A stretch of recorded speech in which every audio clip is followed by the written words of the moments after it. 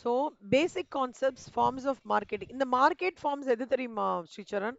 Perfect காம்படிஷன்னா என்ன, imperfect காம்படிஷன்னா என்ன, அப்புறம் வந்து ஒலிகோபொலினா என்ன, மோனோபொலினா என்ன, அப்புறம் அதுலயே வந்து மோனோபோலிஸ்டிக் காம்படிஷன் என்ன, டூவோபொலி என்ன, அந்த மாதிரி அதோட ஷார்ட்ஸ்ல கவர் ஆகுது. அப்படியே 11th ஸ்டாண்டர்ட் ஓடுது. அப்படியே இங்க பாருங்களேன், இதெல்லாம் உங்களுக்கு ஞாபகம் இருக்கா பாருங்களேன் கண்ணா. Theory of demand, theory of production, elasticity of demand, elasticity of supply, அப்புறம் வந்து law of supply, equilibrium word, 4 factors of production. என்ன Sricharan? Very good. What are the rewards for 4 factors of production?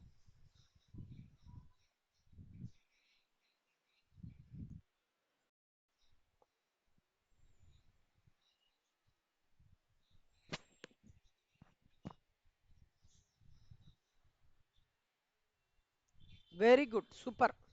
அதை கொஞ்சம் டீட்டெயில்டா படிக்க போறோம். அதுல உங்களுக்கு law of variable proportions, laws of returns to scale, இதெல்லாம் ஞாபகம் வருதா? இதெல்லாம் 11th குட்டி குட்டியா டச் பண்ணிருப்பாங்க. நான் அதெல்லாம் வந்து சொல்றேன் உங்களுக்கு. 11th எப்படி காமர்ஸ் எப்படி கண்ணா உங்களுக்கு? How are you comfortable 11th sorry 11th economics out of 5 எப்படி ரேட் பண்ணுவீங்க உங்களை? 11th economics.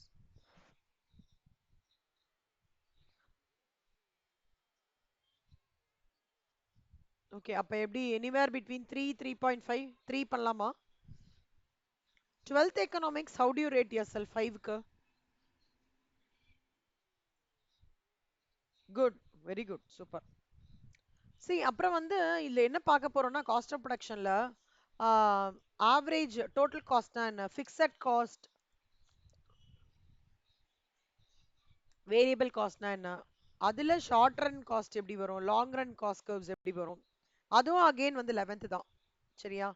அப்புறம் இதெல்லாம் ஞாபகம் இருக்கா? இதை படிங்க, இதை அப்படியே படிங்க. இதோ இதோ இதோ, இந்த பாட்டு அப்படியே படிங்க பார்க்கலாம்.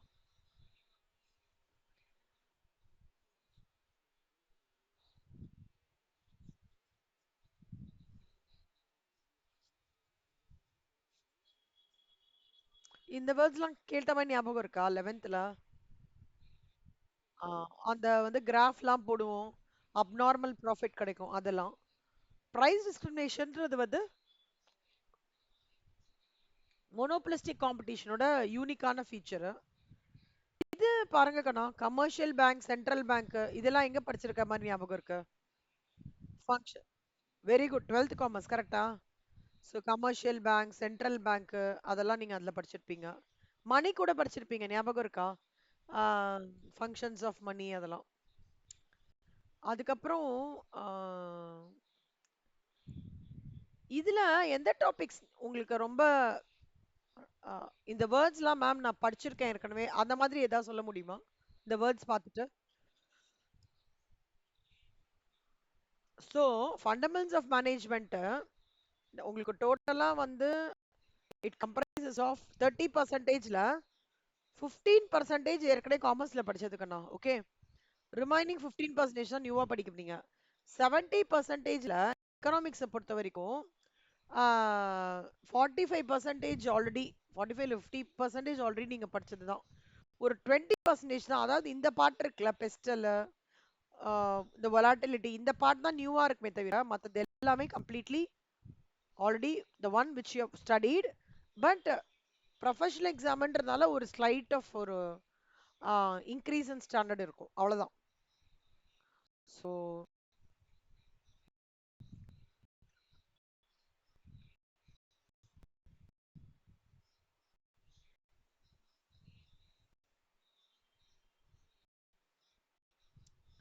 ஸோ இப்போ இன்ட்ரடக்ஷன் வந்து as far as எக்கனாமிக்ஸ் வந்து பார்த்தோம் அப்படின்னா, எக்கனாமிக்ஸோட நம்மளோட எக்ஸாமினேஷன் பாயிண்ட் ஆஃப் வியூல என்ன மெயினா இது பண்றாங்கன்னா, ஒரு பிசினஸ் இருக்கு. ஓகே, பிசினஸ் வந்து நல்லா இது பண்றதுக்கு என்ன ரொம்ப இம்பார்ட்டன்ட்னா, என் ப்ராடக்ட்டுக்கு அந்த மார்க்கெட்ல டிமாண்ட் இருக்கான்னு பார்க்கணும். கரெக்டா?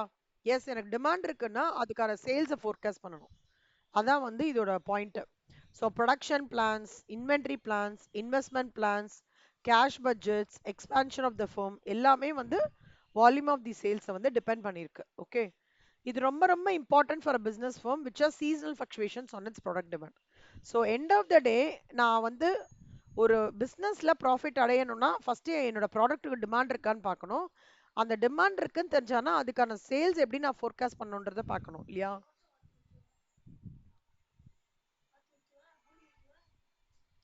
ஸோ இப்போ இதுல வந்து நிறைய ஃபேக்டர்ஸ் இருக்கு. இப்போ நான் சேல் பண்ணணும்னா என்னெல்லாம் இம்பார்ட்டன்ட் நினைக்கிறீங்க? ஒரு ப்ராடக்ட் நீங்க ஒன்று you are coming up with an idea Sricharan. உங்களுக்கு அந்த ஐடியா வந்து செம்ம பவர்ஃபுல்லா இருக்கு. ஒரு ப்ராடக்ட்டும் நீங்க அது மூலமா ஃபார்முலேட் பண்றீங்க. அந்த ப்ராடக்ட்டை கஸ்டமருக்கு ரீச் பண்ணணும். என்ன பண்ணுவீங்க? Very good, super. அப்புறம்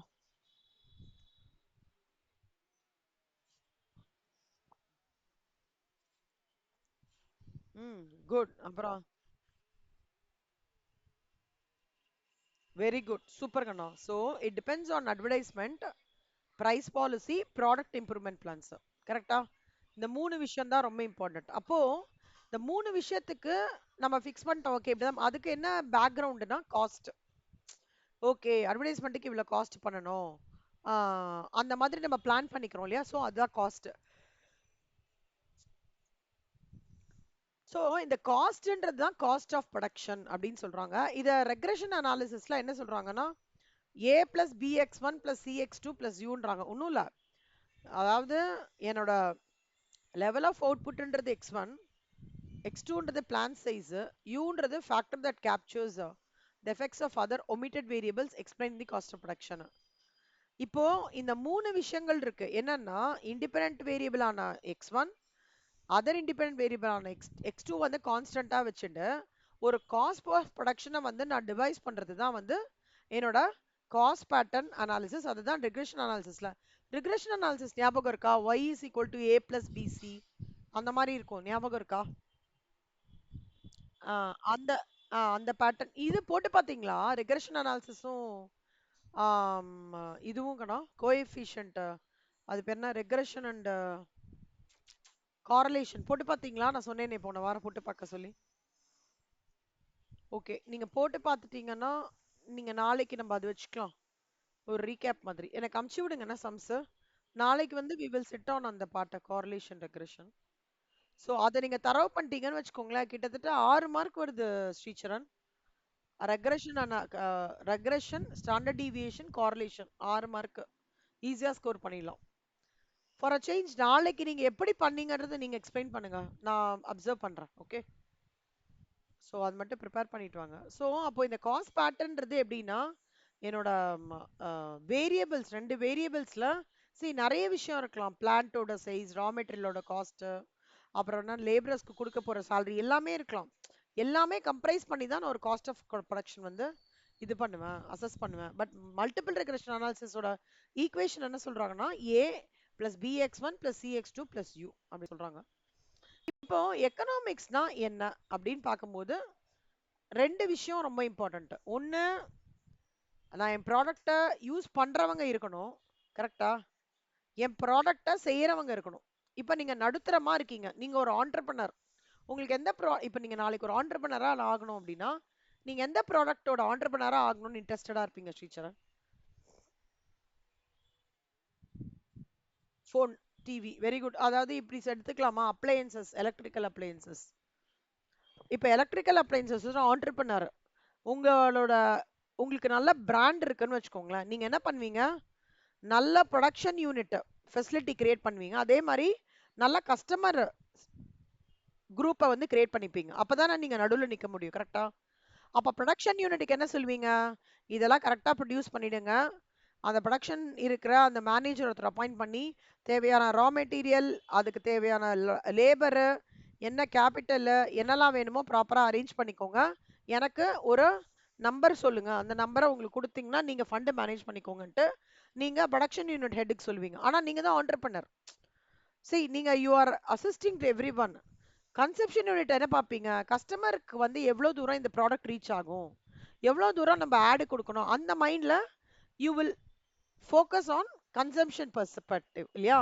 ஸோ 2 பெர்ஸ்பெக்டிவ் இருக்கு. ஒன்னு இஸ் ப்ரொடக்ஷன் பெர்ஸ்பெக்டிவ், இன்னொன்னு இயர் கன்சப்ஷன் பெர்ஸ்பெக்டிவ். ஸ்ரீசரன் அதே மாதிரி கண்ணா எம்சிக்யூ கொஷின்ஸ் பின்னாடி இருக்கு. அதை தவிர நம்ம புக்குள்ள இருந்தும் படிக்கணும் சரியா? அதனால நான் உங்களுக்கு புக்கு ஃபுல்லா எடுப்பேன். நான் வெறும்னா சும்மா இம்பார்ட்டன்ட் அப்படிலாம் எடுக்க மாட்டேன். புக் ஃபுல்லா கவர் பண்ணுவேன். அதனால நீங்க புக்குக்குள்ள இருந்தும் நோட்ஸ் வந்து படிச்சிருங்க. ஃபவுண்டேஷன் டிசம்பர்ல ரொம்பவே ஈஸியா இருக்கும். ஏதாவது ஒரு சப்ஜெக்ட் கொஞ்சம் டஃப் பண்ணுவாங்க கண்ணா. ஓகே, ஆனா அது எந்த சப்ஜெக்ட்னு நம்மளுக்கு தெரியாது. அதனால நான் புக்குள்ள இருந்து உங்களுக்கு ஃபுல்லா எடுத்துடுறேன். நீங்க என்ன பண்ணிக்கணும்னா டெய்லி பேசிஸ்ல அந்த 192 பேஜஸ் இருக்குல்ல, இப்ப நான் இந்த பேரா சொல்லி கொடுத்தேன்னு வச்சுக்கோங்களேன். இந்த பேரா ஃபுல்லா நீங்க பை ஹார்ட் பண்ணணும்னு அவசியம் இல்லை. இந்த பேராவோட கிரக்ஸ் என்ன? இப்ப இந்த பேரோட கிரக்ஸ் என்ன சொல்றாங்க அப்படின்னா, ஹியூமன் வான்ஸ் வந்து அன்லிமிட்டெடு. ஒரு ஆண்டர்பனரா இருக்கவன் வந்து ப்ரொடக்ஷன் யூனிட்ஸ் கன்சம் யூனிட்ஸ் ரெண்டுத்தையுமே வந்து கான்சென்ட்ரேட் பண்ணணும். அந்த மாதிரி கீ பாயிண்ட்ஸ் மட்டும் நீங்க நோட் பண்ணிக்கணும் சரியா? இந்த வீடியோ கூட நீங்க திருப்பி ஒரு வாட்டி போட்டு பாருங்க. ஸோ உங்களோட ஒர்க் என்னன்னா, ஃபவுண்டேஷன் பாயிண்ட் ஆஃப் வியூல ப்ரையாரிட்டைசிங் டெய்லி கிளாஸ் பாயிண்ட்ஸ் அடுத்த நாள் ரீகேப் பண்ணும்போது அதுக்கு நீங்க பதில் சொல்றதுக்கு ரெடியா இருக்கணும். ரெண்டாவது உங்க நோட்லயே இப்ப இந்த பேரோட கிரக்ஸ் என்ன, கீவேர்ட்ஸ் என்ன, முக்கியமான கீவேர்ட்ஸ் அதை வந்து அண்டர்ஸ்டாண்ட் பண்ணிக்கணும். மூணாவது, நான் ஒவ்வொரு சாப்டர் முடிச்ச உடனே டெஸ்ட் இருக்கு இல்லையா, டெஸ்ட் வந்து எம்சிக்யூஸ் தான் கேட்பேன். அந்த எம்சிக்யூஸ் கேட்கும் போது பின்னாடி இருக்கிற எம்சிக்யூஸ் உள்ள இருக்கிற இப்ப ஒரு சாப்டர்னா அந்த ஒரு சாப்டர்ல இருக்கிற ஃபுல் கிரக்ஸும் உங்களுக்கு நல்ல மைண்ட்ல வந்துடணும். அது வந்து இயர்ஸா இருக்கலாம், இல்ல கீவேர்ட்ஸா இருக்கலாம், இல்ல வந்து கால்டாஸ் அப்படின்னு சொல்லிட்டு இருக்கும்ல, லா ஆஃப் சப்ளைனா என்ன, அந்த மாதிரி கான்செப்ட்ஸ்லாம் தரவா இருக்கணும் பார்த்துக்கோங்க. அதனால இது வந்து எப்படின்னா நம்ம பிக் புக் பின்னாடி இருக்கிற கொஷின்ஸ் தான் வரும்னு நம்ம சொல்ல முடியாது.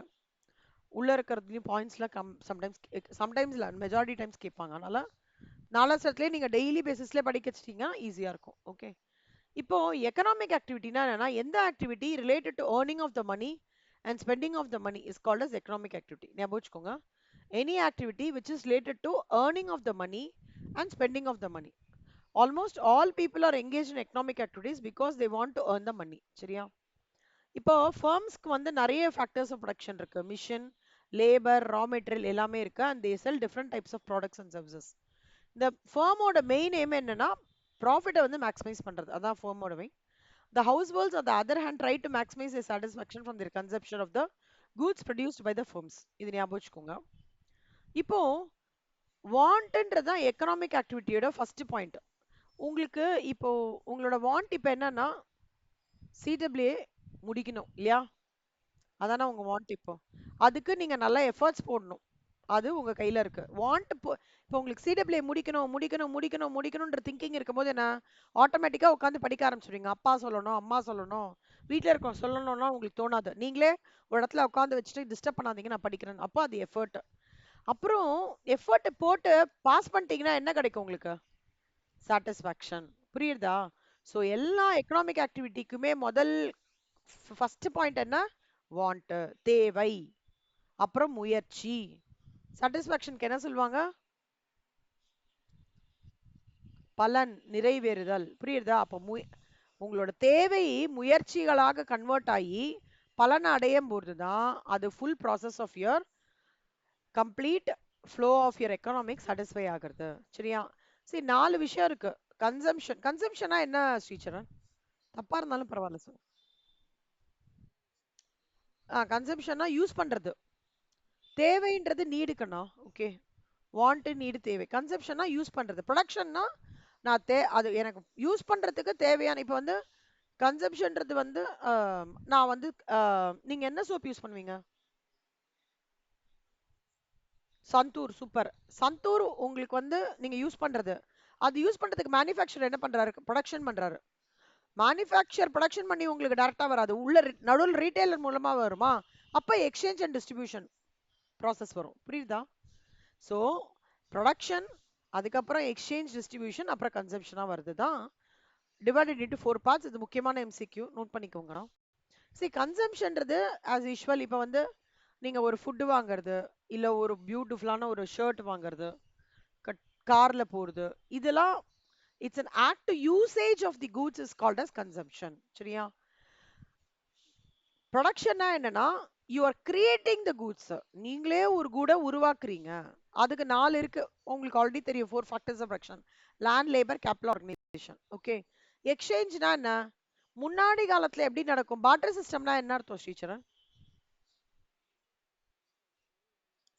Very good. முன்னாடி என்ன பண்ணுவாங்கன்னா, ஒரு மாடு வாங்குவாங்க, அரிசி குடுப்பாங்க.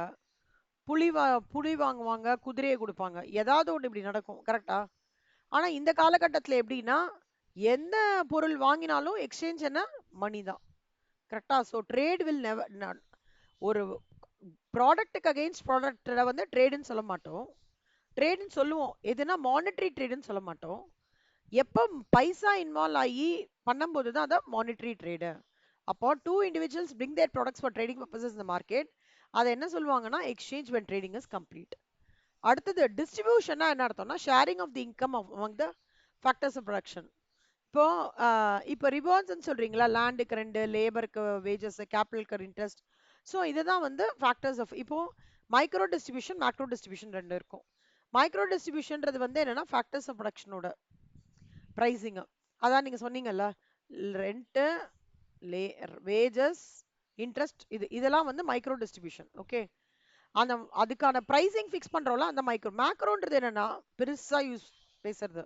ஒரு கண்ட்ரியோட எம்ப்ளாய்மெண்ட் லெவல் எப்படி இருக்கு, இன்கம் லெவல் எப்படி இருக்கு, ட்ரேட் லெவல் எப்படி இருக்கு, பிளானிங் அண்ட் எக்கனாமிக் டெவலப்மெண்ட் எப்படி இருக்கு அப்படின்னு சொல்றது மேக்ரோ டிஸ்ட்ரிபியூஷன். ஓகே. சி இதுல இந்த டெஃபினிஷன்ஸ்லாம் ஞாபகம் இருக்கா? தட் இஸ் இந்த டெர்மினாலஜிஸ் ஞாபகம் இருக்கா? Wealth definition, welfare definition, scarcity definition, growth definition, any ஒரு மாதிரி அப்படியே மைண்ட்ல வந்துட்டு போறதா? இது படிச்சா மாதிரி இருக்கா? படிச்சா மாதிரி இல்ல. ஓகே.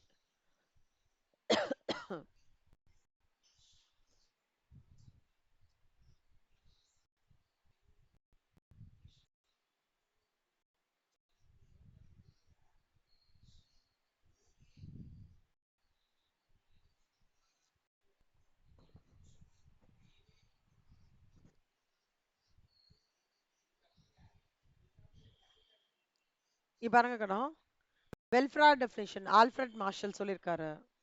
ஓகே.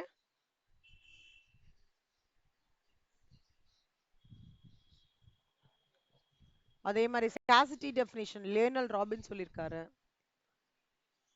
growth டெஃபினிஷன் சாமியூல்சன் சொல்லியிருக்காரு.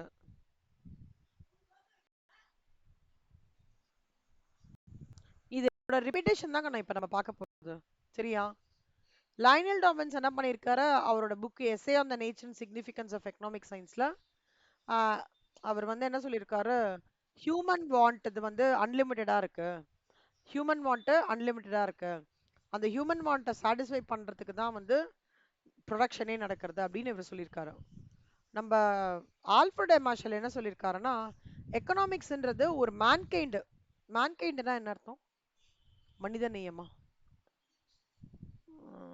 அதாவது மனிதர்களை பத்தி படிக்கிறது, அவரோட இண்டிவிஜுவல் ஆக்ஷன் எப்படி சொசைட்டியோட க்ளோஸா கனெக்ட் பண்ற விஷயத்த படிக்கிறது, அதன் மூலமா அவர் வந்து அவரோட வெல்த்தை வந்து அச்சீவ் பண்றது. ஒரு பக்கம் வெல்த்தை பத்தி படிக்கிறது, ஒரு பக்கம் மனிதனை பத்தி படிக்கிறதுன்றத ஆல்ஃபிரட் மார்ஷல் சொல்லியிருக்காரு. இவர் என்ன சொல்லியிருக்காருன்னா, அதாம் ஸ்மித் என்ன சொல்லியிருக்காருன்னா, இப்ப ஞாபகம் வருதா இதெல்லாம் கொஞ்சம் பார்க்கும்போது? அதாம் ஸ்மித் என்ன சொல்லியிருக்காருன்னா, ஒவ்வொரு மனுஷனும் தனக்குரிய இன்ட்ரெஸ்டான விஷயத்த பண்ணும்போது செல்ஃப் மோட்டிவேட்டடா இருக்காரு.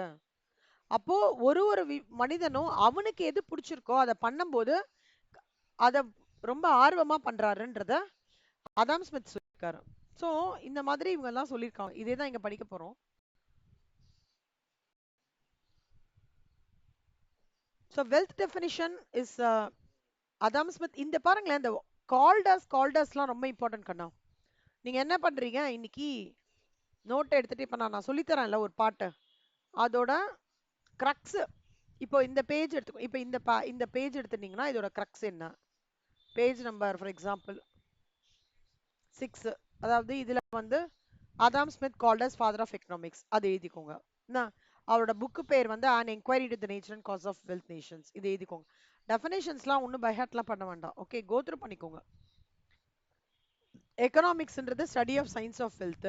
இவர் என்ன சொல்றாருன்னா, இது எல்லாமே எக்கனாமிக்ஸ்ன்றதே வெல்த்தை ஸ்டடி பண்றது தான் சொல்ற இவர் சொல்றாரு.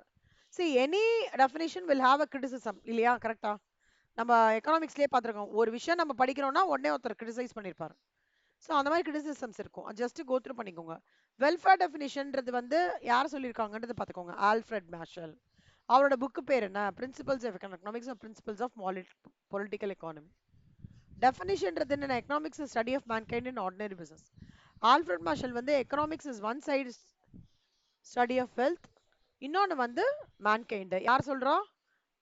நம்ம ஆல்ஃபிரட் மார்ஷல் சொல்றாரு. இதெல்லாம் நீங்க எழுதணும் நோட்ல கண்ணா. ஓகே. அதே மாதிரி அவர் வந்து கூட்ஸை வந்து ரெண்டு விதமா பிரிக்கிறார் கண்ணா, மெட்டீரியல் அண்ட் இம்மெட்டீரியல். ஆல்ஃபிரட் மார்ஷலை பொறுத்த வரைக்கும் எக்கனாமிக்ஸ்ன்றது நார்மல் சேல்ஸ் போதும், அவ்வளவுதான். அப்புறம் ராபின் என்ன சொல்றாரு? அவரோட புக்கு வந்து essay on the nature and significance of economic science. அவர் என்ன சொல்றாருன்னா, வான்ஸ் அன்லிமிட்டெட். அன்லிமிட்டெட்னா என்ன அர்த்தம் ஸ்ரீச்சரன்?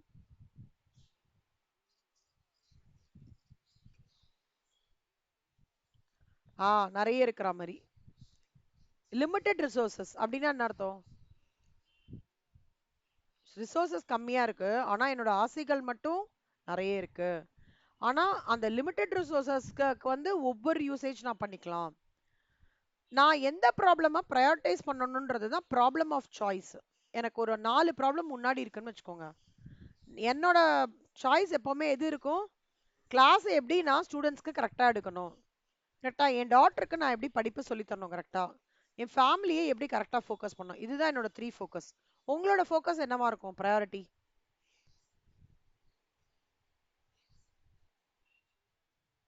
எப்படி படிக்கணும், அப்புறம் 3 சொல்லுங்க. ஒன்று எப்படி படிக்கணும், அப்புறம்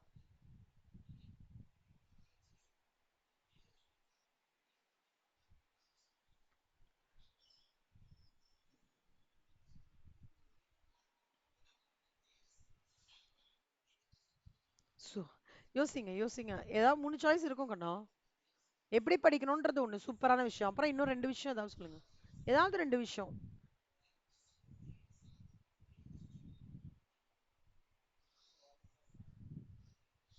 மேக்ஸ் டெஸ்ட் முடிச்சிட்டீங்களா?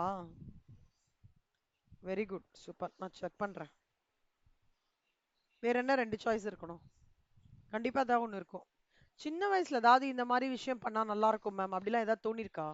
6th ஸ்டாண்டர்ட் 7th ஸ்டாண்டர்ட்லலாம் நான் இந்த மாதிரி ஆகணும்னு நினைச்சேன் மேம், பட் ஆனா அன்ஃபார்ச்சுனேட்லி காமர்ஸ் குரூப் எடுத்துட்டேன், அந்த மாதிரி ஏதாவது ஒரு விஷயம்? எ- ஆம், அதாவது இன்னொன்னு கூட சொல்றேன்.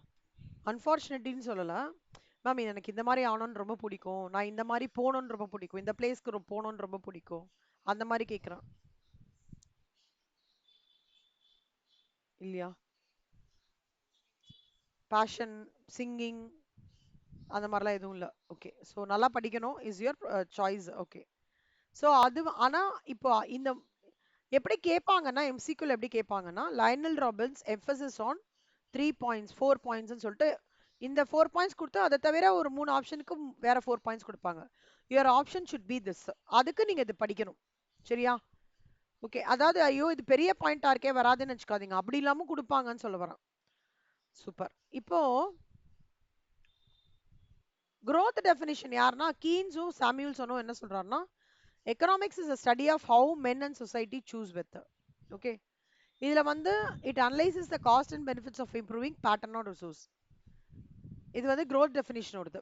growth definitionல முக்கியமானது என்ன நீங்க understand பண்ணிக்கணும்னா, it is the study of how men and society choose with or without the usage of money to employ the scarce productive resources that would have alternative uses to produce various commodities over time for distributing them for consumption now or in future among the various persons and groups in the society.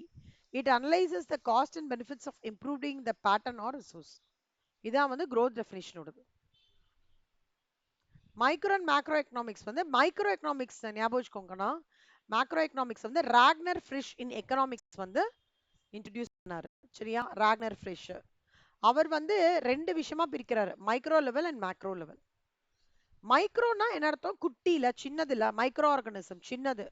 அது எந்த இதெல்லாம் கேட்பாங்க Sricharan. the word micro is derived from the Greek word அப்படின்னு சொல்லிட்டு 4 option கொடுப்பாங்க.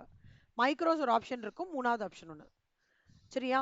So according to Marshall, microeconomics divide the economy into small units or small parts.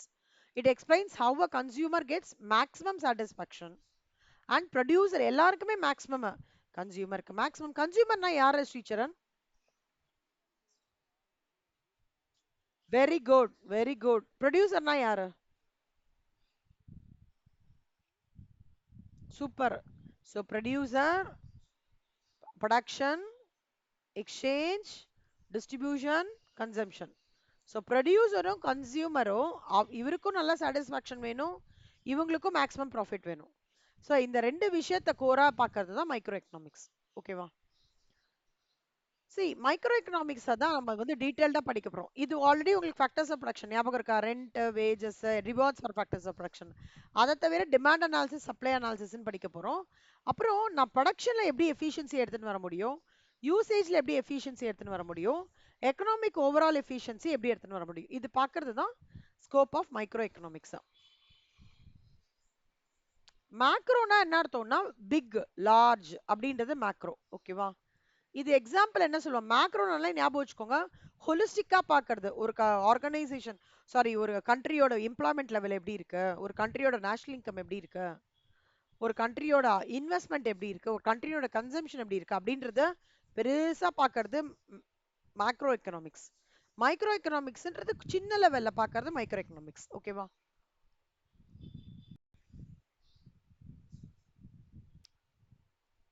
Okay, நான் வந்து என்ன பண்றேன்னா, இப்போ எதெல்லாம் நீங்க எழுதணும், நோட்ல எழுதணும்னு சொல்லிட்டேன். இல்ல நான் இப்படி பண்றேன், உங்களுக்கு ஈஸியா இருக்கும்.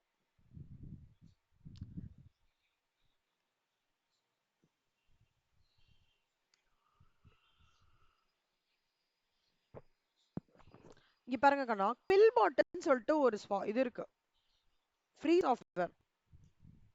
உங்ககிட்ட லேப்டாப் இருக்கா? ஓகே. ஸ்ரேயாக்கா வீட்டுக்கு போவீங்களா? ஸ்ரேயாக்கா கிட்ட லேப்டாப் இருக்கா? அவங்க கிட்டயா? ஓகே, சரி. ஒரு ஆக்சுவலா என்ன எப்படின்னா, இது எப்படி சிம்பிளிஃபைடா படிக்கலாம்னா, இதை அப்படியே காப்பி பண்ணிக்கணும்.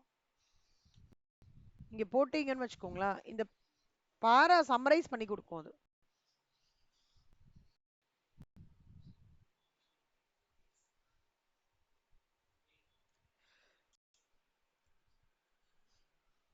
மொபைல்ல கூட பண்ணலாம் நீங்க. குவில் பாட் சம்மரைஸ்ன்னு இருக்கும்.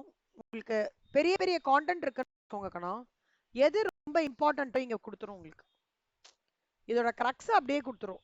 ஓகேவா? அப்போ உங்களுக்கு இது படிக்கிறதுக்கு ஈஸியா இருக்கும். குவில் பாட்ன்னு சொல்லிட்டு ட்ரை பண்ணி பாருங்க இன்னைக்கு. இது உங்களோட பிகாம் லா, பிகாம் எனி தியரி கூட நீங்க கான்டென்ட் எங்கெல்லாம் பெருசா இருக்கோ கண்ணா, இது குவில் பாட் யூஸ். நான் அதை சொல்றேன் எப்படி இது பண்ணோன்ட்டு.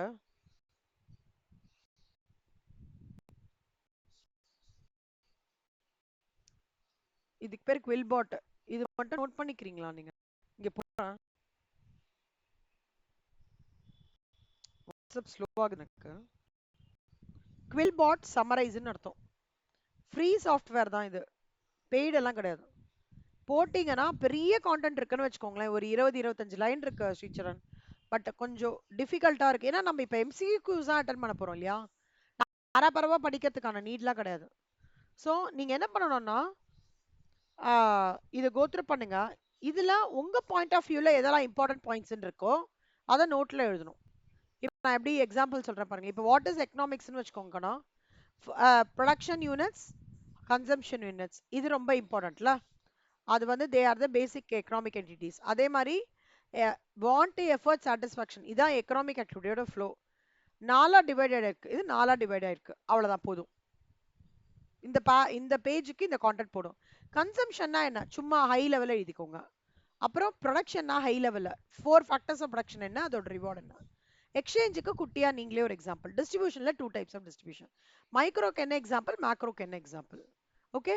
அப்புறம் இது 4 டெஃபினிஷன். வெல்த் டெஃபினிஷனோட கிரக்ஸ் என்ன சொல்றாங்க. ஆனா இதுல ஒண்ணு முக்கியங்கண்ணா, வெல்த் டெஃபினிஷன் அதாம் ஸ்மித் அவர் எழுதின book is also called as. அதே மாதிரி வெல்ஃபேர் டெஃபினிஷன் யாரோட பண்ணியிருக்காங்க, அவர் எழுதின புக்கு, அவர் என்ன கிரக்ஸ். அதே மாதிரி லயனல் ராபின்ஸ் என்ன புக்கு, யார் இது பண்ணியிருக்காங்க அக்கார்டிங்கா. அதே மாதிரி growth டெஃபினிஷன் கீன்ஸ், சம்யூல்சன் யார் என்ன பண்ணியிருக்காங்க அதோட புக்கு. ஓகேவா? ஸோ இதுதான் ஹை லெவலா you are going to complete it. ஓகேவா? ஸோ மேக்ரோ எக்கனாமிக்ஸ்க்கு ஒரு குட்டி எக்ஸாம்பிள். இது மட்டும் வரைஞ்சுக்கோங்க கண்ணா. இது எப்படி கேட்பாங்க தெரியுமா, theory of factor of pricing comprises of அப்படின்னு கேட்பான் எம்சிக்யூல. 4 ஆப்ஷன் கொடுக்கும்போது இந்த ஆப்ஷன் இருக்கும், இதை டிக் பண்ணணும் நீங்க. Theory of economic welfare comprises of அப்படின்னு, இந்த theory of product pricing comprises of அப்படி கொடுப்பாங்க. ஒரே நிமிஷம். ஓகேவாங்கண்ணா, புரிஞ்சுதா?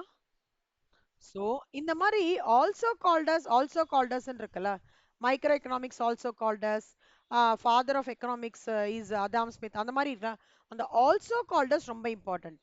இயர் ரொம்ப இம்பார்ட்டன்ட், ஆல்சோ கால்டஸ் ரொம்ப important, derived from the word Greek அந்த மாதிரிலாம் சொல்கிறோம்ல லாட்டின், அது ரொம்ப இம்பார்ட்டன்ட்டு. அப்புறம் இந்த மாதிரி குட்டி குட்டி சார்ட்ஸ் ரொம்ப இம்பார்ட்டன்ட், எக்ஸாம்பிள்ஸ் ரொம்ப இம்பார்ட்டன்ட்.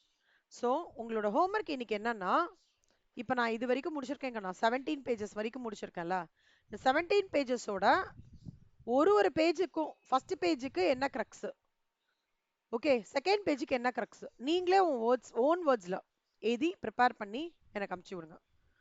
ரொம்ப டீட்டெயில்டாலாம் எழுத வேண்டாம். இந்த ஆல்சோ கால்டஸ் நான் சொல்றேன்ல, இதெல்லாம் பாயிண்ட்ஸ் புரியுறதா உங்களுக்கு? ஒரு டாபிக்கா அதோட எக்ஸாம்பிள், அதை பத்தி உங்களுக்கு நீங்க படிச்சுட்டு அதை பத்தி என்ன அண்டர்ஸ்டாண்ட் பண்ணீங்க போதும், அவ்வளவுதான். இப்படியே பண்ணிட்டே நீங்க வந்தீங்கன்னா I am very very sure you will score very good marks. ஓகேவா? புக் பேக் மட்டும் படிக்கலாம் அப்படின்ற மைண்ட் மட்டும் வச்சுக்காம, இந்த மாதிரி படிக்கும்போது 100க்கு 70 சாலிடா எடுக்கலாம் ஸ்ரீசரண். ஓகே, இதுலயே நீங்க ரேங்க் ட்ரை பண்ணுங்க, ஃபவுண்டேஷன்லயே ரேங்க் ட்ரை பண்ணுங்க, உங்களால முடியும். சரியா? ஸோ இதை நாளைக்கு எடுக்கிறேன். இப்போ மேனேஜ்மெண்ட் பார்ட்ல ஒரு பார்ட் எடுக்கிறேன். ஸோ எக்கனாமிக்ஸ் அரை மணி நேரம், மேனேஜ்மெண்ட் அரை மணி நேரம். ஓகே, ஸோ சைமல்டேனியஸ்லாம் முடிச்சு. புரிஞ்சுதா சரண்? ஈஸியா இருக்கா கஷ்டமா இருக்கா? குட்.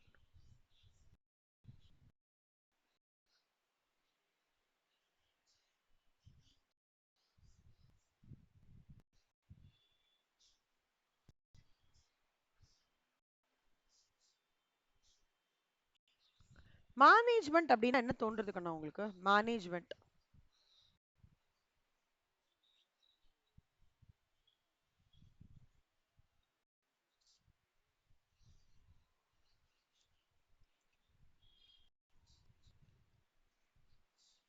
வெரி குட் கண்ணா. ஸோ நீங்க அந்த மாதிரி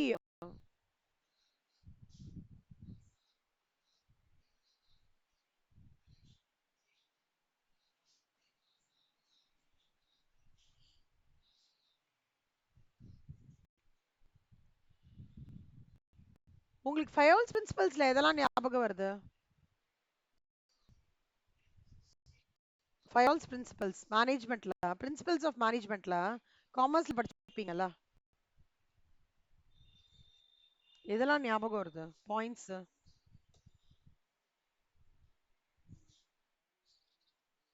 ம், அப்புறம் super, very good, super super. கண்ட்ரோலிங்னா என்ன அர்த்தம்? What do you mean by controlling?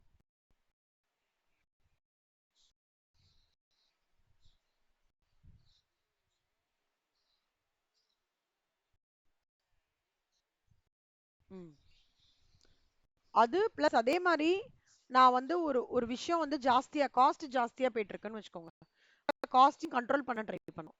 Okay,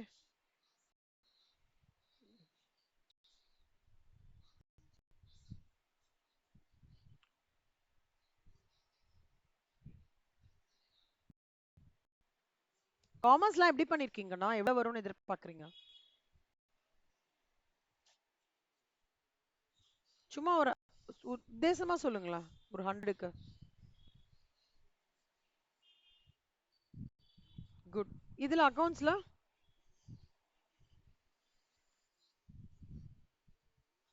80 கிட்ட, எக்கனாமிக்ஸ் 65. ஓகே, மேனேஜ்மெண்ட் அப்படின்னா என்ன அர்த்தம்னா, மேனேஜ்மெண்ட்ன்றது நம்மளோட part and parcel of day to day life. Okay, இது எப்படின்னா வந்து ம், எல்லா இடத்துலையுமே மேனேஜ்மெண்ட் பார்க்கலாம். ஒரு பிளே கிரவுண்டில் எப்படி நம்ம ஒரு managed way of presenting ourselves, லைப்ரரியில் போய் காமா படிக்கிறது, ஓகே, அந்த மாதிரி நிறைய விஷயம் மேனேஜ்மெண்ட்ல இருக்கு. இந்த மேனேஜ்மெண்ட் வந்து helps to achieve the organisational mission and determines the future of business enterprises. So it goes without saying that the management is all the more important in organizational life in any part of the world. It is a global and universal concept.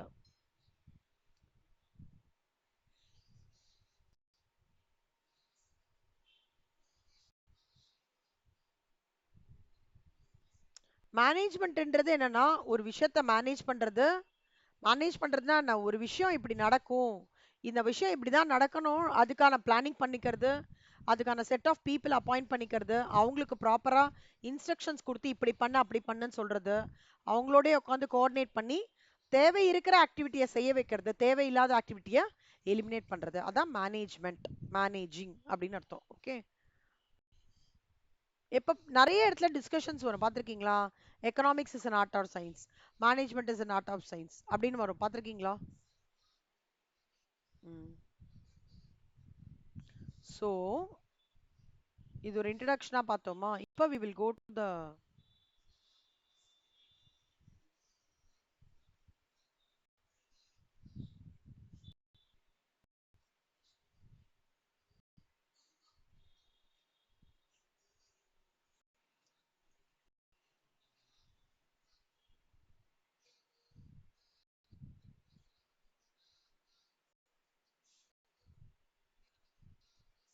மேனேஜ்மெண்ட்ன்றது அதேதான்.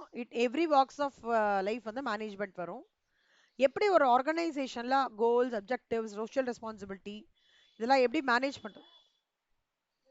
Class நான் அப்புறம் பேசுறேன். If managers do their jobs well, the organization will probably achieve its goal. Okay, managers at every level plan, organize, lead and control their organizations. They are called as organizational planners, organizers, leaders and controllers. Definition of management, when the management is getting the work done through people, but the real management is developing people through work. ஞாபகம் வச்சுக்கோங்கண்ணா, இதெல்லாம் go through பண்ணிக்கோங்க. Lawrence வந்து development of people so அப்படின்றத மேனேஜ்மெண்ட்னு சொல்றாரு. கோஆப்ரேட்டிவா நம்ம work பண்ணி பண்ணா அதுக்கு பேர் மேனேஜ்மெண்ட்னு அர்த்தம். ஓகே, அந்த மாதிரி நிறைய விஷயங்கள் இருக்கு. நேச்சர் ஆஃப் மேனேஜ்மெண்ட்ன்றது it is result oriented, it makes a job work done through people. அப்புறம் வந்து ப்ராசஸ் சென்ட்ரிக், அது ரொம்ப. சயின்ஸ் இஸ் அண்ட் ஆர்ட், இப்படின்னா என்ன அர்த்தம் ஸ்ரீச்சரன்? சயின்ஸ் அண்ட் ஆர்ட்னு சொல்றாங்க, என்ன சொல்ல வராங்க?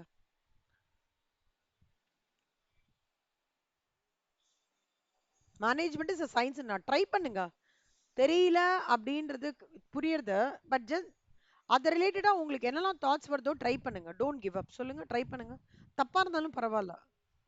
ஆ,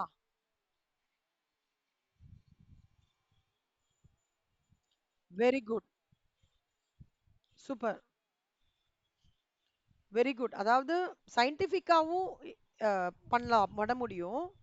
அதே மாதிரி பிரின்சிபல்ஸ் ஆஃப் மேனேஜ்மெண்ட் வச்சு அதை ஒரு கலைநயமாவும் எடுத்துன்னு போக முடியும், கிரியேட்டிவாவும் எடுத்துன்னு போக முடியும் அப்படின்றாங்க. மேனேஜ்மெண்ட்னால என்ன அர்த்தம்? ஒரு கும்பலா பண்றது தான், நல்ல குரூப் எஃபெக்டர் தான் மேனேஜ்மெண்ட்னு சொல்றாங்க. இதுல வந்து ஒரு ஆள் சொல்லுவாரு, ஒருத்தங்க செய்வாங்க, அந்த மாதிரியும் இருக்கும். அத்தாரிட்டி, டிசிஷன் மேக்கிங்கும் இருக்கும். அதே மாதிரி இட் இம்ப்ளைஸ் குட் லீடர்ஷிப்.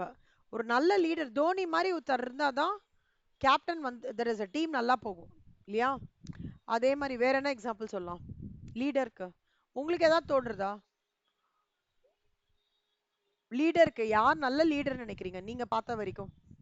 ஓவராலா இது பாலிடிக்ஸ், இல்ல உங்க ஸ்கூல்ல வந்து பிரின்சிபல், அந்த மாதிரி இல்ல யார் கூட கிளப் பண்ணிக்கலாம். கிரிக்கெட், ஸ்போர்ட்ஸ், எது வேணா சொல்லுங்க. இந்த லீடர் இருக்கறனால மேம் இது சூப்பரா போயிட்டு இருக்கு, அந்த மாதிரி.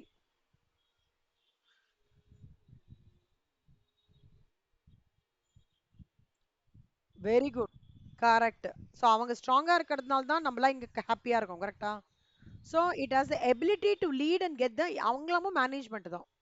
So it's a dynamic activity, it's a multidisciplinary. It draws ideas and concepts from various disciplines like economics, statistics, mathematics, psychology, sociology, anthropology. நிறைய இதுலேருந்து இன்டர் டிசிப்ளினரி ஸ்டடி கண்ணா. இப்போ நான் வெறும்னா வந்து நான் எக்கனாமிக்ஸ் மட்டும் படிச்சிட்டேன், நான் மேனேஜர்னா ஒர்க் அவுட் ஆகாது. மேனேஜருக்கு என்ன தேவை? Manager should be good in numbers, he should understand the mood swings of the workers, கரெக்டா? என்விரான்மெண்ட்ல என்ன நடந்துட்டு இருக்குன்றதும் தெரியணும்.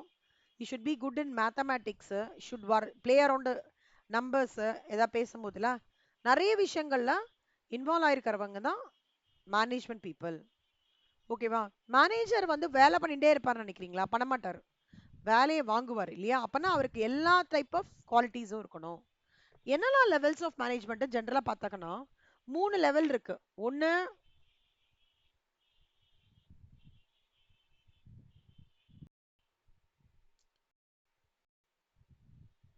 டாப், இன்னொன்னு மிடில் லெவல், இன்னொன்னு bottom level. 3 level of management இருக்கு. டாப்ல இருக்கிறவங்க தான் இந்த சிஇஓ, சிஎஃப்ஓ. மிடில் லெவல்ல இருக்கிறவங்க சீனியர் மேனேஜர்ஸ் அந்த மாதிரி. லோவர் லெவல்ல இருக்கிறவங்க ஃபோர்மேன், சூப்பர்வைசர்ஸ் அந்த மாதிரி. புரிஞ்சுதா? Very good. மேனேஜ்மெண்ட் சயின்ஸா ஆட்டானா நீங்க சொன்ன மாதிரி மேனேஜ்மெண்ட் சயின்ஸ்னு சொல்லலாம், ஆர்ட்னு சொல்லலாம். சயின்டிஃபிக்காவும் when it goes through formula அப்ப சயின்டிஃபிக் அப்ப சயின்ஸ்னு வரும். when it goes through a body of language contains experimentation, theories, hypothesisனா ஆர்ட்ன்றது வந்து changing nature of management that does not exactly answer what management is. அப்புறம் universally accepted principles இதுல it represents basic truth அந்த மாதிரி வரும். unity of command எல்லாம் one man one boss. Experimentation and observation வந்து management principles are based on scientific inquiry, observations and not only on the opinion of Henry Fayol. Cause and effect relationship, it lays on cause and effect relationship between various variables. Test of validity ன்றது validity of scientific principles can be tested at any time. Principle of unity of command can be tested by comparing two persons. இப்போ நல்லா பார்த்துக்கோங்க கண்ணா. ஒரு pass 4 பேர் கீழே இருக்காங்கன்னா unity of command வந்து one பாஸ்ன்னு சொல்ல முடியும்.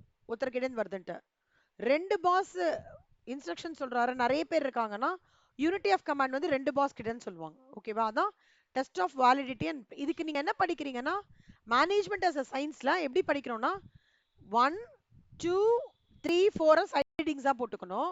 உள்ள இருக்கிற கான்டென்ட்டை இதை படிச்சுட்டு உங்களுக்கு என்ன அண்டர்ஸ்டாண்ட் பண்ணிக்கிறீங்க அதை மட்டும் எழுதிக்கோங்க. யூனிவர்சலி அக்செப்டட் பிரின்சிபல்ஸ்னா என்ன?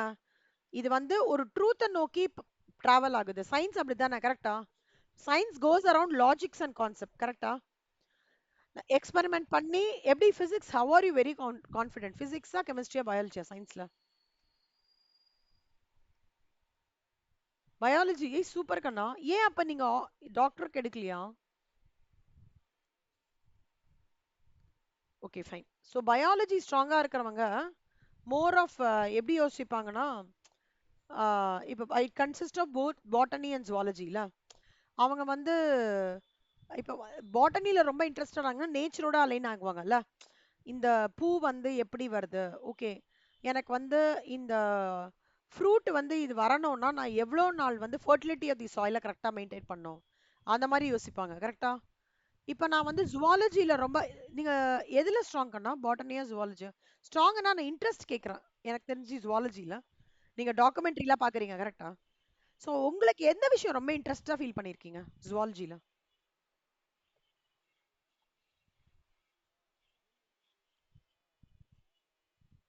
அந்த மாதிரி சூப்பர். ஏதாவது ஒரு அனிமலோட தாட் ப்ராசஸ் சொல்லுங்க. ஏதாவது ஒரு அனிமல். மேம் இது எனக்கு ரொம்ப வியப்பா இருக்கு. ரொம்ப வியப்பா இருக்கு மேம். ஆ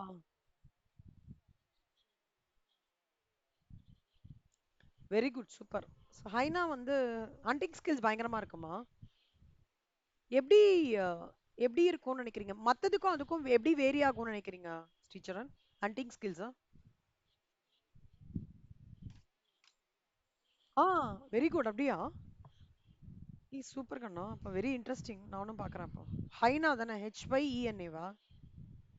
ஸோ அது கரெக்டாக ஸ்ட்ராட்டஜிஸ் பண்றது. இங்க படிச்சா அங்க அடிக்குன்ற மாதிரி. இல்ல இந்த பிளான் போட்டா கரெக்டா அடிச்சிடலான்ட்டு.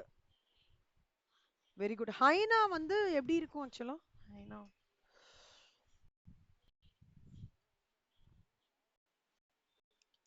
டைப். ஓகே. இந்த மாதிரி ஃபாக்ஸ் அந்த ஃபேமிலியா? ஓ பயங்கர பிரில்லியன்ட் அது. ஓகே.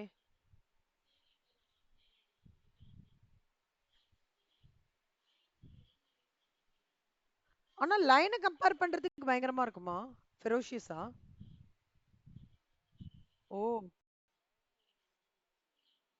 ஓ! அப்படியா? ஐயோ! சூப்பர். அப்ப மஸ்ட் வாட்ச் டாக்குமெண்ட்ரி. ஏதாவது ஸ்பெசிஃபிக்கா அந்த டாக்குமெண்ட்ரி நேம் எனக்கு பிங்க் பண்றீங்களா? அப்புறம் ஸ்ரீசரண்.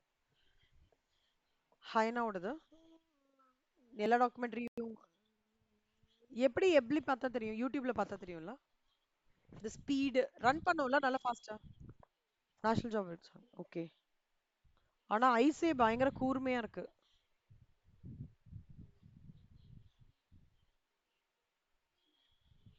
ஹைனா சர்ப்ரைசஸ். நம்ம இதுல எங்க இருக்கு இந்தியால ஹைனா நிறைய? ஐயோ! அப்படியா? ஓ! எந்த இடத்துல நிறைய இருக்கா? ம். Towing African.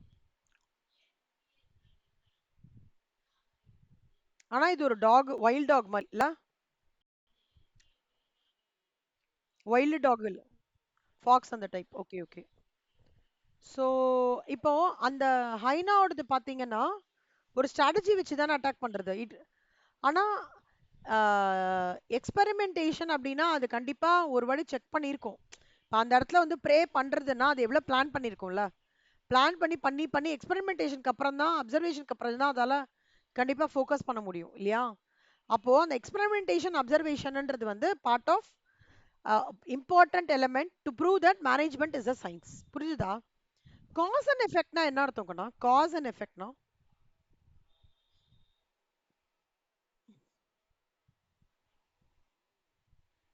விளைவுகள். கரெக்ட். Very good. ஸோ இந்த விஷயம் நான் பண்றேன்னா அதோட எஃபெக்ட் இப்போ சிடபிள்யூ நான் படிக்கிறேன்னா அதோட எஃபெக்ட் என்ன?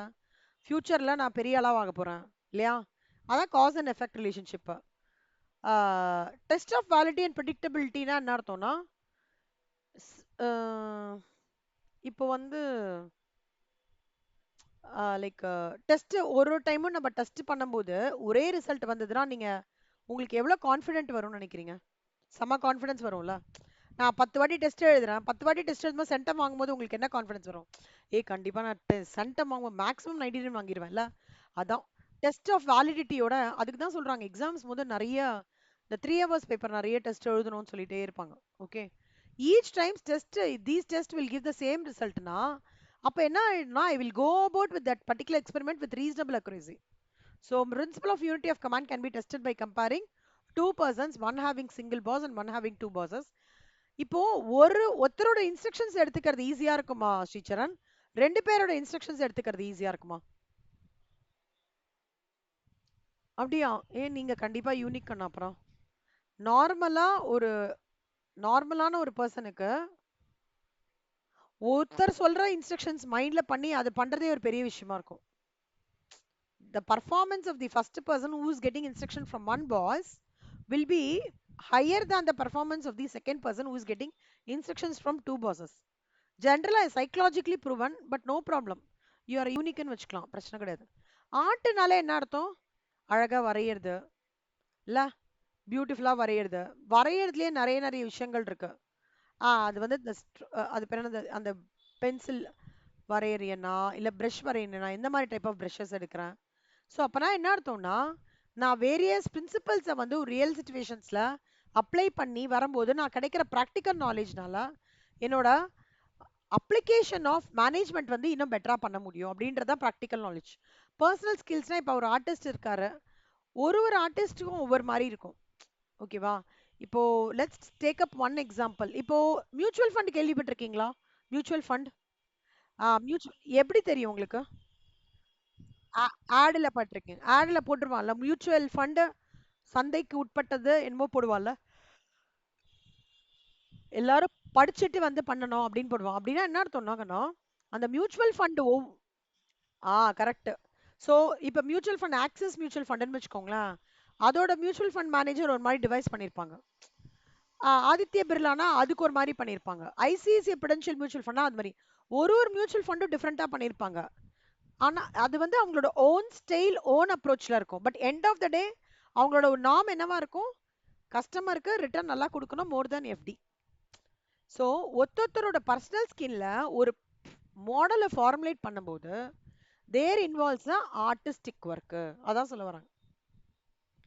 ரஜினிகாந்தோட போட்டோ நீங்களே ஃபர்ஸ்ட் வாட்டி வரைஞ்சா ஒரு மாதிரி இருக்கும் இல்ல, செகண்ட் வாட்டி வரைஞ்சா ஒரு மாதிரி இருக்கும், மூணாவது வாட்டி வரைஞ்சா ஒரு மாதிரி இருக்கும்.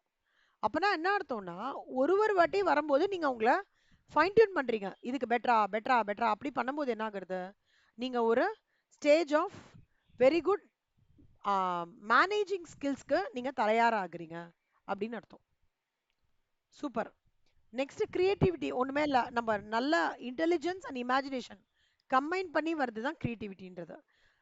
ஒரு விஷயத்த ப்ராக்டிஸ் பண்ணிட்டே இருங்க. இந்த வயசானவங்க பார்த்துருக்கீங்களா, இந்த குரோஷியான்னு ஒன்று போடுவாங்க பார்த்துருக்கீங்களா, இல்ல பேக் தைப்பாங்க, இல்ல துணியில வந்து எம்ப்ராய்டரிலாம் பண்ணுவாங்க பார்த்துருக்கீங்களா? அப்படின்னா என்ன அர்த்தம், அது அது என்ன அப்சர்வ் பண்ணிருக்கீங்க நீங்க, அவங்க பண்ணும்போது பார்த்துருக்கீங்களா, என்ன அப்சர்வ் பண்ணிருக்கீங்க?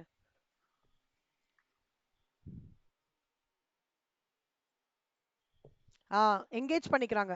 ஃபர்ஸ்ட் டே பண்றாங்க கண்ணா, அடுத்த டே வந்து அதே வேலையை பண்ணும்போது டைம் கம்மியா பண்ணுவாங்களா ஜாஸ்தியா பண்ணுவாங்களா அதே வேலையை?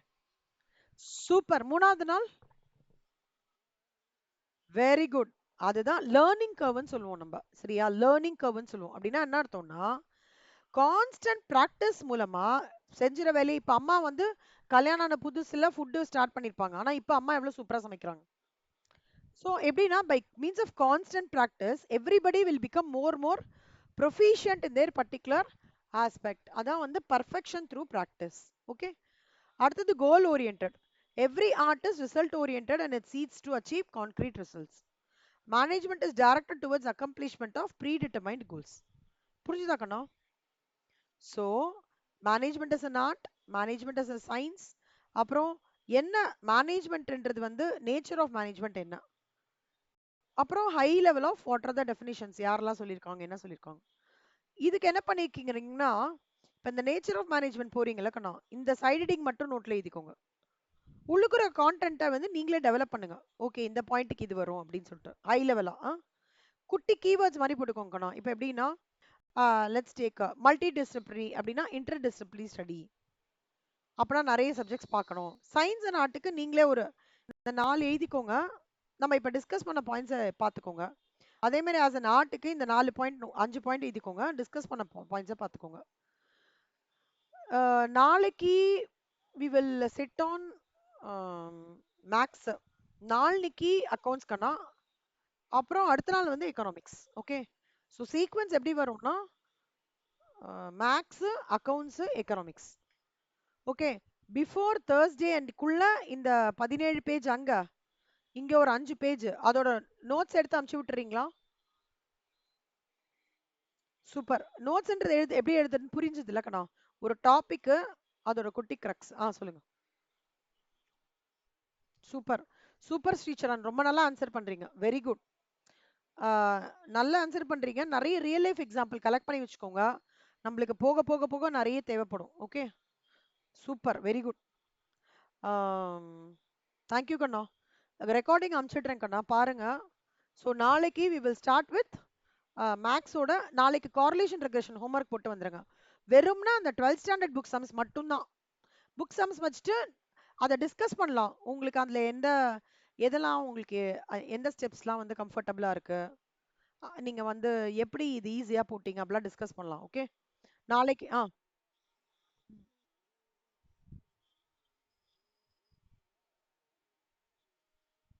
கார்லேஷன் ரெக்ரெஷன் தெரியாதா? இ- ஏன் நீங்க எக்ஸாம் படிக்கலையா கார்லேஷன் ரெக்ரெஷன்? விட்டுருங்கன்ட்டாங்களா? சரி. ஸ்டாண்டர்ட் டிவியேஷன் மட்டும் போட்டு வாங்க அப்போ. ஓகேவா? சூப்பர். நாளைக்கு கார்லேஷன் ரெக்ரெஷன் பார்க்கலாம் அப்போ. சரியா? ஓகே கண்ணா. Bye bye. Thanks Sricharan. Thank you கம்மா. பை.